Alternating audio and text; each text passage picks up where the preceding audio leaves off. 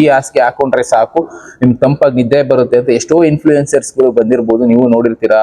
ಈ ಹಾಸಿಗೆ ತಗೊಳ್ಳಿ, ಈ ಹಾಸಿಗೆ ನಾನು ತಗೊಂಡೆ ನೆಮ್ಮದಿಯಾಗಿ ನಿದ್ದೆ ಮಾಡ್ತಾ ಇದ್ದೀನಿ. ಸುಳ್ಳು ಸುಳ್ಳು ಸುಳ್ಳು.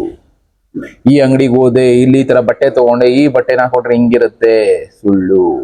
ಈ ತರ ಸುಳ್ಳು ಇನ್ಫ್ಲೂಯೆನ್ಸರ್ಸ್ ಗಳನ್ನ ಇವತ್ತು ಗವರ್ನಮೆಂಟೇ ಬ್ಯಾನ್ ಮಾಡ್ತಾ ಇದೆ. ನಮಸ್ಕಾರ ವೀಕ್ಷಕರೇ, ಇನ್ನೊಂದು ವಿಷಯದಲ್ಲಿ ಚೈನಾ ಇವತ್ತು ಗ್ರೇಟ್. ಯಾಕೆ ಅಂದ್ರೆ ಫೇಕ್ ಇನ್ಫ್ಲೂಯೆನ್ಸರ್ಸ್ ನ ಬ್ಯಾನ್ ಮಾಡ್ತಾ ಇದೆ. ಏನಿದು ಇನ್ಫ್ಲೂಯೆನ್ಸರ್ಸ್ ಅನ್ನೋದಾದ್ರೆ, ನಾವು ಇನ್ಸ್ಟಾಗ್ರಾಮ್ ಫಾಲೋ ಮಾಡ್ತಾ ಇರ್ತೀವಿ, ಇಲ್ಲ ಫೇಸ್ಬುಕ್ ಫಾಲೋ ಮಾಡ್ತಾ ಇರ್ತೀವಿ, ಬೇಡ ಯೂಟ್ಯೂಬೇ ಫಾಲೋ ಮಾಡ್ತಾ ಇರ್ತೀವಿ, ನಂದೇ ಯಾವ್ದೋ ಒಂದು ಪೇಜ್ ಫಾಲೋ ಮಾಡ್ತಾ ಇರ್ತೀರಿ ಅನ್ಕೊಳ್ಳಿ. ನಾನು ಏನೋ ಒಂದು ವಿಷಯನ ಹೇಳ್ತೀನಿ. ಎಕ್ಸಾಂಪಲ್, ಈ ಪೆನ್ನು ತುಂಬಾ ಅದ್ಭುತವಾಗಿ ಬರೆಯುತ್ತೆ, 1 ವರ್ಷ ಬರೆಯುತ್ತೆ. ಈ ಪೆನ್ನ ನೀವು ಕಂಟಿನ್ಯೂಸ್ ಆಗಿ ಬರೀತಾ ಇದ್ರು, 10 ವರ್ಷ ಯೂಸ್ ಮಾಡಿದ್ರು ಏನಾಗೋದಿಲ್ಲ. ಹಾಗೆ ಹೀಗೆ ನಾನು ಹೇಳ್ಬಿಡ್ತೀನಿ. ಜನ ಏನ್ ಮಾಡ್ತಾರೆ, ಈ ಪೆನ್ನ ಪರ್ಚೇಸ್ ಮಾಡೋದಕ್ಕೆ ನಿಂತ್ಕೊಂಡ್ಬಿಡ್ತಾರೆ. ಯಾಕೆ? ನನ್ನನ್ನ ಫಾಲೋ ಮಾಡ್ತಾ ಇರ್ತಾರಲ್ಲ, ಅವ್ರಿಗೆ ಇದೇ ಸತ್ಯ ಅನ್ನಿಸ್ಬಿಡುತ್ತೆ. ಇದು ಮಾರ್ಕೆಟ್ ಅಲ್ಲಿ ಯೂಸ್ ಮಾಡ್ತಾ ಜನಕ್ಕೆ ಗೊತ್ತಾಗುತ್ತೆ, ಇಲ್ಲ ಇದು ಸುಳ್ಳು, ಇವನನ್ನ ನಂಬಿ ಮೋಸ ಹೋದ್ವಿ. ಆ ತರ ಮೋಸ ಹೋಗಬಾರ್ದು ಅಂತ ಇವತ್ತೇನಾಗ್ತದೆ, ಈ ಪೆನ್ ಕಂಪ್ನಿ ಅವ್ರು ಏನ್ ಮಾಡಿರ್ತಾರೆ, ಅದಕ್ಕೆ ನನಗೆ ಲಕ್ಷಾಂತರ ರೂಪಾಯಿ ದುಡ್ಡು ಕೊಟ್ಟಿರ್ತಾರೆ, ಇದನ್ನ ಅಡ್ವರ್ಟೈಸ್ ಮಾಡು ಅಂತ. ಆ ದುಡ್ಡು ಇಸ್ಕೊಂಡು ನಾನು ಏನೋ ಒಂದು ಕಥೆನ ಹೇಳ್ಬಿಟ್ಟಿರ್ತೀನಿ, ಆ ಕತೆ ನಂಬ್ಕೊಂಡು ಜನ ಮೋಸ ಹೋಗ್ತಾರೆ. ಅದು ಇವತ್ತು ಚೈನಾದಲ್ಲಿ ಜಾಸ್ತಿ ಆಗೋಗಿತ್ತು. ಅದಕ್ಕೆ ಬ್ರೇಕ್ ಹಾಕ್ಬೇಕು ಅಂತ. ಎಕ್ಸಾಂಪಲ್ ಇದು ಅಂತಾನೆ ಅಲ್ಲ, ರೀಸೆಂಟ್ ಆಗಿ ಮ್ಯಾಟ್ರೆಸಸ್ಗಳು ಅಂದ್ರೆ ಹಾಸಿಗೆಗಳು, ಈ ಹಾಸಿಗೆ ಹಾಕೊಂಡ್ರೆ ಸಾಕು ನಿಮ್ಗೆ ತಂಪಾಗಿ ನಿದ್ದೆ ಬರುತ್ತೆ ಅಂತ ಎಷ್ಟೋ ಇನ್ಫ್ಲೂಯೆನ್ಸರ್ಸ್ಗಳು ಬಂದಿರ್ಬೋದು, ನೀವು ನೋಡಿರ್ತೀರಾ. ಈ ಹಾಸಿಗೆ ತಗೊಳ್ಳಿ, ಈ ಹಾಸಿಗೆ ನಾನು ತಗೊಂಡೆ ನೆಮ್ಮದಿಯಾಗಿ ನಿದ್ದೆ ಮಾಡ್ತಾ ಇದ್ದೀನಿ. ಸುಳ್ಳು ಸುಳ್ಳು ಸುಳ್ಳು. ಈ ಅಂಗಡಿಗೆ ಹೋದೆ, ಇಲ್ಲಿ ಈ ತರ ಬಟ್ಟೆ ತಗೊಂಡೆ, ಈ ಬಟ್ಟೆನ ಹಾಕೊಂಡ್ರೆ ಹಿಂಗಿರುತ್ತೆ. ಸುಳ್ಳು. ಈ ತರ ಸುಳ್ಳು ಇನ್ಫ್ಲೂಯೆನ್ಸರ್ಸ್ ಗಳನ್ನ ಇವತ್ತು ಗವರ್ನಮೆಂಟೇ ಬ್ಯಾನ್ ಮಾಡ್ತಾ ಇದೆ. ಅದು ನಮ್ಮ ದೇಶದಲ್ಲಿ ಆಗ್ಬೇಕು. ಯಾಕೆಂದ್ರೆ ನಮ್ಮ ದೇಶದಲ್ಲಿ ಇದಕ್ಕೆ 4 ಪಟ್ಟು ಸುಳ್ಳು ಇನ್ಫ್ಲೂಯೆನ್ಸರ್ಸ್ ಗಳು ಜಾಸ್ತಿ ಆಗಿದ್ದಾರೆ. ಬಾಡಿ ಬಿಲ್ಡಿಂಗ್ ಆಗ್ಬೋದು, ಅದನ್ನೇ ಇಲ್ಲಿ ತೋರಿಸ್ತಾರೆ ನೋಡಿ. ಚೈನಾ ಅವ್ರದ್ದು ಅಕೌಂಟ್ ಎಲ್ಲ ಒಂದೇ ಸಲ ಟಕ್ ಅಂತ ಬ್ಯಾನ್ ಮಾಡಿದೆ. ಈ ನಮ್ಮ ದೇಶದಲ್ಲೂ ಅಂತದನ್ನ ಮಾಡ್ಬೋದು, ಸದ್ಯಕ್ಕೆ ಮಾಡ್ತಾ ಇಲ್ಲ.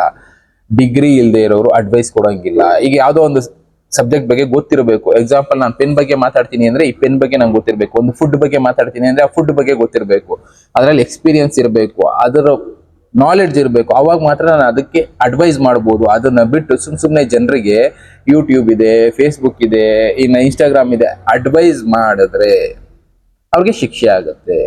ಇನ್ನ ಸರ್ಟಿಫಿಕೇಟ್ ಇಲ್ಲದೆ ನಾವು ಅದ್ರ ಬಗ್ಗೆ ಮಾತಾಡೋಂಗಿಲ್ಲ. ಹೆಲ್ತ್ ಆಗ್ಬೋದು, ಫೈನಾನ್ಸ್ ಆಗ್ಬೋದು, ಲಾ ಆಗ್ಬೋದು. ಎಷ್ಟೋ ಜನ ಈಗ ಸ್ಟಾಕ್ ಮಾರ್ಕೆಟ್ ಬಗ್ಗೆ ವಿಡಿಯೋಗಳು ಮಾಡ್ತಾರೆ.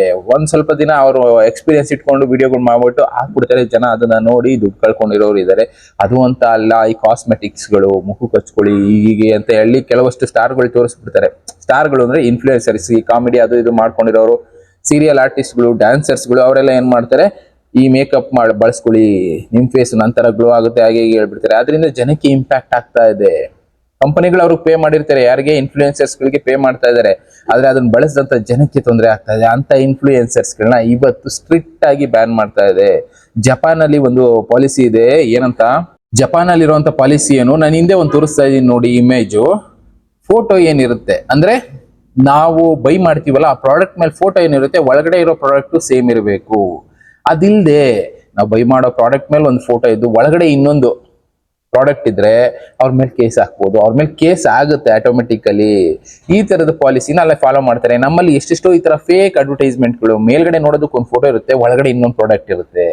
ಇದೆಲ್ಲ ಮಾಡೋಂಗಿಲ್ಲ ಅಂತ ಜಪಾನ್ ಗವರ್ನಮೆಂಟ್, ನೀವು ಬೇಕಾದ್ರೆ ಹೋಗಿ ನೋಡ್ಬೋದು, ಎಷ್ಟೋ ಈ ತರದ್ದು ಪಾಲಿಸಿಗಳನ್ನ ಅಲ್ಲಿ ತಗೊಂಡ್ಬಂದಿದೆ. ಯಾಕೆಂದ್ರೆ ರಿಯಾಲಿಟಿ ಅನ್ನೋದು ಇಂಪಾರ್ಟೆಂಟ್ ಆಗುತ್ತೆ.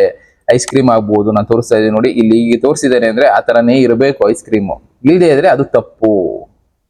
ಯಾವ್ದಾದ್ರು ಆಗ್ಲಿ, ಈಗ ಇಲ್ಲಿ ಒಂದು ಸ್ಟಿಕ್ ತೋರಿಸಿದಾನೆ ಇಷ್ಟಿದೆ ಅಂತ ಅಂದ್ರೆ, ಹಿಂದೆ ತೋರಿಸ್ತಾ ಇದೀನಿ ಇಮೇಜ್ ಅಲ್ಲಿ, ಆ ಸ್ಟಿಕ್ ಸೇಮ್ ಲೆಂತ್ ಇರಬೇಕು. ಸುಮ್ಮನೆ ಹೇಗಂದ್ರೆ ಹೇಗೆ ತೋರಿಸ್ಕೊಳ್ಳೋ ಇಲ್ಲ ಅಂತ ಹೇಳಿ ಜಪಾನ್ ಲಾಗಳನ್ನ ತಂದಿದೆ. ಆದ್ರೆ ನಮ್ಮ ದೇಶದಲ್ಲಿ ಅಂತ ಲಾಗಳಿದಾವ? ಇಲ್ಲ. ಈಗ ಬಿಸ್ಕೆಟ್ ಇಲ್ಲಿ ಯಾವ್ದೋ ಒಂದು ತೋರಿಸ್ತಾರೆ ಅಂದ್ರೆ ಆ ಬಿಸ್ಕೆಟ್ ಸೈಜು, ಒಳಗಡೆ ಇರೋ ಪ್ರಾಡಕ್ಟ್ ಸೈಜು ಎರಡು ಒಂದೇ ಇರಬೇಕು. ನಮ್ಮ ದೇಶದಲ್ಲಿ ಈ ತರದ್ದಿಲ್ಲ. ಕಾರಣ, ಇನ್ಫ್ಲೂಯೆನ್ಸ್ ಏನ್ ಹೇಳ್ತಾರೆ ಅದನ್ನ ನಾವು ನಂಬ್ತೀವಿ, ಫಾಲೋ ಮಾಡ್ತೀವಿ. ಒಬ್ಬ ಫಿಲಂ ಸ್ಟಾರ್ ಏನ್ ಹೇಳ್ತಾನೆ ಅದೇ ಸರಿ ಅನ್ಕೊಳ್ತೀವಿ. ಯಾರೋ ಒಬ್ಬ ಫಿಲಂ ಸ್ಟಾರ್ ಬಂದು ಪೆಪ್ಸಿ ಕುಡೀರಿ, ನಿಮ್ಮ ಆರೋಗ್ಯಕ್ಕೆ ಚೆನ್ನಾಗಿರುತ್ತೆ ಅಂದ್ರೆ ನಾವು ಪೆಪ್ಸಿ ಕುಡಿಯೋದಕ್ಕೆ ಶುರು ಮಾಡ್ಬಿಡ್ತೀವಿ. ಅದರಿಂದ ಇಂಪ್ಯಾಕ್ಟ್ ಆಗುತ್ತೋ ಬಿಡುತ್ತೋ ಸೆಕೆಂಡ್ರಿ. ಅವ್ನು ಕುಡಿದು ತೋರಿಸಿದಾನೆ, ನಾವು ಕುಡಿಯೋಣ. ಎಕ್ಸಾಂಪಲ್ ಹೇಳ್ತಾ ಇರೋದು. ಯಾಕೆ ಅಂದ್ರೆ ಅದನ್ನ ಕಣ್ಣಾರೆ ನೋಡಿರ್ತೀರಾ ನೀವು. ಯಾರೋ 4 ಜನ ಸ್ಟಾರ್ಗಳು ಪಾನ್ ಹಾಕೊಳ್ಳಿ ಅಂತ ಅಡ್ವರ್ಟೈಸ್ಮೆಂಟ್ಗಳು ಕೊಟ್ಬಿಟ್ರು. ಅದನ್ನ ನೋಡಿ ಎಲ್ಲರೂ ಪಾನ್ ಹಾಕೋದಕ್ಕೆ ಶುರು ಮಾಡಿದ್ರು. ವಿಮಲ್ ಆಗ್ಬೋದು, ಇನ್ನೊಂದಾಗ್ಬೋದು, ಹಾಕೊಂಡು ಎಲ್ಲಂದ್ರಲ್ಲಿ ಉಗಿಯೋದು. ಕೊನೆಗೆ ಅವ್ರಿಗೆ ಬಾಯ್ ಕ್ಯಾನ್ಸರ್ ಬಂತು. ಕೊನೆಗೆ ಗೌರ್ಮೆಂಟ್ ಟ್ರೀಟ್ಮೆಂಟ್ ಕೊಡಬೇಕು. ಪ್ಲಸ್ ಆ ಕ್ಲೀನಿಂಗ್ ಆಕ್ಟಿವಿಟಿಗಳನ್ನೆಲ್ಲ ಉಗಿತಾರಲ್ಲ, ಆ ಕ್ಲೀನಿಂಗ್ ಆಕ್ಟಿವಿಟಿ ಗೌರ್ಮೆಂಟೇ ಮಾಡಬೇಕು, ಎಲ್ಲದಕ್ಕೂ ಖರ್ಚು ಗೌರ್ಮೆಂಟೇ ಮಾಡಬೇಕು. ಓವರ್ ಆಲ್ ಆಗಿ ಇಲ್ಲಿ ಇನ್ಫ್ಲೂಯೆನ್ಸರ್ಗಳಿಂದ ಗೌರ್ಮೆಂಟ್ಗೂ ತೊಂದರೆ, ಜನರಿಗೂ ತೊಂದರೆ. ಅದಕ್ಕೋಸ್ಕರ ಇವತ್ತು ಬ್ಯಾನ್ ಮಾಡ್ತಾ ಇದೆ ಇನ್ಫ್ಲೂಯೆನ್ಸರ್ಸ್ಗಳನ್ನ. ನಮ್ಮ ದೇಶದಲ್ಲಿ ಇದು ಯಾವಾಗ ಆಗತ್ತೆ? ಆಗ್ಲಿಲ್ಲ ಅಂದ್ರೆ ಈಗಿರುವಂತ ಇನ್ಫ್ಲೂಯೆನ್ಸರ್ಸ್ಗಳನ್ನ ನೋಡ್ಕೊಂಡು ಜನ ತೊಂದರೆಗೆ ಹೋಗೋದಂತೂ ಫಿಕ್ಸು. ಅದ್ರ ಜೊತೆಗೆ ಎಷ್ಟೋ ಜನ ಗೊತ್ತಿಲ್ಲದೆ ಅವರೇ ಇನ್ಫ್ಲೂಯೆನ್ಸರ್ಸ್ಗಳಾಗ್ತಾ ಇದಾರೆ. ಅದ್ರ ಬಗ್ಗೆ ಐಡಿಯಾನೇ ಇರೋದಿಲ್ಲ, ತಿಳ್ಕೊಂಡು ಇರೋದಿಲ್ಲ. ಅವ್ನು ಮಾಡ್ತಾ ಇದ್ದಾನೆ, ನಾನು ಯಾಕೆ ಮಾಡಬಾರ್ದು ಅಂತ ಹೇಳಿ ಯಾವ್ದಾವ್ದೋ ಪ್ರಾಡಕ್ಟ್ಗಳನ್ನ ಪ್ರಮೋಟ್ ಮಾಡೋದಕ್ಕೆ ಶುರು ಮಾಡಿದ್ದಾರೆ. ಲೋಕಲ್ ಪ್ರಾಡಕ್ಟ್ ಅದು ಇದು ಬಳಸ್ತಾ ಇರೋರಿಗೆ ತೊಂದರೆ ಆಗುತ್ತೆ. ಅಂಥದ್ದನ್ನ ತಡೆಯುವಂತ ಒಂದು ಕಾನೂನು ಚೈನಾದಲ್ಲಿ ಬಂದಿದೆ. ನಮ್ಮ ದೇಶದಲ್ಲಿ ಬರೋದು ಕಷ್ಟ ಇದೆ ಅಲ್ಲ. ಮಾಡ್ಬೋದು, ಆದ್ರೆ ಮಾಡಲ್ಲ. ಯಾಕೆ? ಸರ್ಕಾರದವ್ರನ್ನೇ ಕೇಳಬೇಕು. ಮಾಡಿ ಅಂತ ಕೇಳ್ಬೋದು, ಬಟ್ ಅವ್ರು ಮಾಡಲ್ಲ. ಬೆನಿಫಿಟ್ ಬರ್ತಾ ಇರುತ್ತಲ್ಲ ಟ್ಯಾಕ್ಸ್ ರೂಪದಲ್ಲಿ, ಇನ್ನೊಂದು ರೂಪದಲ್ಲಿ, ಅದಕ್ಕೋಸ್ಕರ ಮಾಡಲ್ಲ. ಬದಲಾಗಬೇಕು ವ್ಯವಸ್ಥೆ ಚೈನಾ ರೀತಿ. ಅದಕ್ಕೆ ಚೈನಾ ಈಸ್ ಗ್ರೇಟ್. ಅಷ್ಟೊಂದು ಅಡ್ವಾನ್ಸ್ ಆಗಿ ನಮಗಿಂತ 20 ವರ್ಷ 30 ವರ್ಷ ಮುಂದೆ ಅಡ್ವಾನ್ಸ್ ಆಗಿ ಯೋಚನೆ ಮಾಡ್ತಾ ಇದಾರೆ. ಅದಕ್ಕೆ ಮುಂದೆ ಹೋಗ್ತಾ ಇದಾರೆ. ನಮ್ಮಲ್ಲೂ ಅದೇ ಜನಸಂಖ್ಯೆ ಇದ್ರು ನಾವು ಅದರ ಅರ್ಧ ಭಾಗಕ್ಕೂ ರೀಚ್ ಆಗಕ್ಕಾಗ್ತಾ ಇಲ್ಲ. ಯಾಕೆ? ನಮ್ಮಲ್ಲಿ ಬರೀ ಧರ್ಮ, ಪೊಲಿಟಿಕ್ಸ್, ಇದ್ರ ಬಗ್ಗೆ ಹೊಡೆದಾಡ್ಕೊಂಡೇ ಕೂತಿರ್ತೀವಿ. ಅದೇ ನಮ್ಮ ಪ್ರಾಬ್ಲಮ್. ಎಷ್ಟೋ ವಿಷಯಗಳು ಈ ತರ ನಡೀತಾ ಇದೆ. ಒಳ್ಳೇದಕ್ಕೆ ಸಪೋರ್ಟ್ ಮಾಡುವಂತ ದೇಶಗಳು ಎಷ್ಟೋ ಇದೆ. ನಮ್ಮ ದೇಶದಲ್ಲಿ ಒಳ್ಳೇದಕ್ಕೆ ಸಪೋರ್ಟ್ ಮಾಡೋದಕ್ಕಿಂತ ಇಂಥದಕ್ಕೆ ಸಪೋರ್ಟ್ ಮಾಡೋದೇ ಜಾಸ್ತಿ. ಆದಷ್ಟು ಬದಲಾಗೋಣ, ಈ ರೀತಿ ಬದಲಾಯಿಸೋಣ. ಅವಾಗ ನಮ್ಮ ದೇಶನೂ ಯಾವ ದೇಶಕ್ಕೂ ಕಡಿಮೆ ಇಲ್ಲ ಅನ್ನೋ ರೀತಿ ಬದುಕುತ್ತೆ. ನಾ ಬೇರೆ ಬೇರೆ ವಿಷಯಗಳ ಜೊತೆ ನಾನು ಮತ್ತೆ ಸಿಗ್ತೀನಿ. Thank you, good bye.